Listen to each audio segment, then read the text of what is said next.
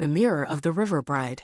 Long ago, in the heart of East Africa, along the shimmering shores of Lake Victoria, lived a young girl named Akinyi. She was part of the Luo people, one of the many communities whose lives have always been connected deeply to the land and water around them. This story stretches back many generations, before the cities grew tall and before the roads were paved. It's a tale told around fires passed from elders to children to remind everyone about respect, choices, and the promises we keep. Akinyi was known in her village for her kindness and strong spirit. She loved helping her family tend the fields, planting maize and millet, and watching the seeds grow under the warm sun. But more than anything, Akinyi was curious about the great river that flowed nearby, the Nile's distant cousin, the mighty Nyanza, or what some called the River Bride.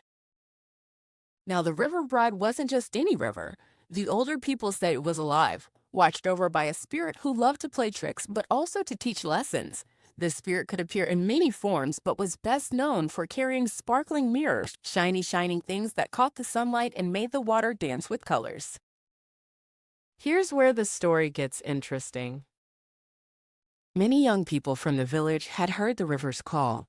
They said the spirit would show up when the moon was full, holding out a mirror that reflected not just their faces, but their deepest hopes and dreams.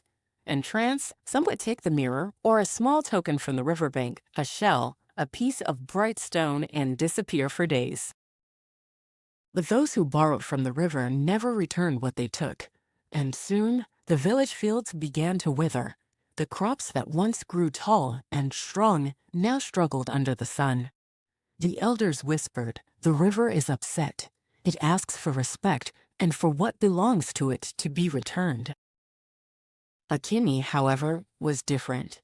One evening, when the moon was full and the river sparkled like a bed of stars, she went to the river's edge. There, the spirit appeared, holding out a mirror, its surface glowing softly. She felt the pull, the same pull that had taken so many before her. But she also felt a voice inside reminding her to be careful. "May I borrow this?" she asked gently. The spirit nodded and with a smile handed her the mirror. Akinyi didn't rush home.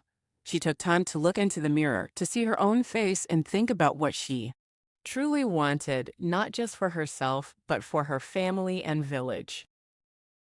After a few days, she returned to the riverbank. One by one, she placed back every borrowed thing she had taken, the mirror, a bright stone, a smooth shell. The spirit watched quietly, then spoke softly, "You have chosen well, Akinyi. You understand that taking without giving back leaves emptiness behind." From that moment, the river seemed to breathe with life again. The fields flourished, the rains came at the right time, and the village thrived.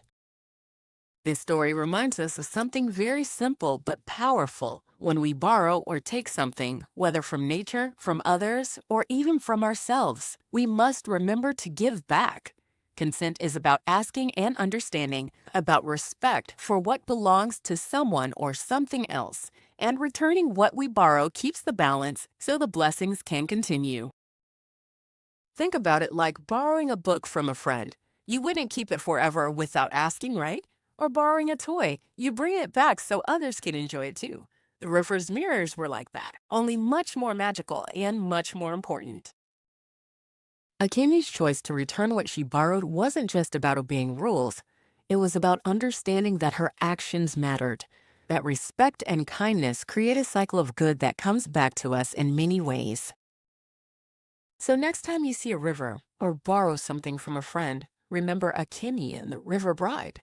Listen to the quiet voice inside that asks you to choose wisely and to give back with a thankful heart. And that's the story of the Mirror of the River Bride.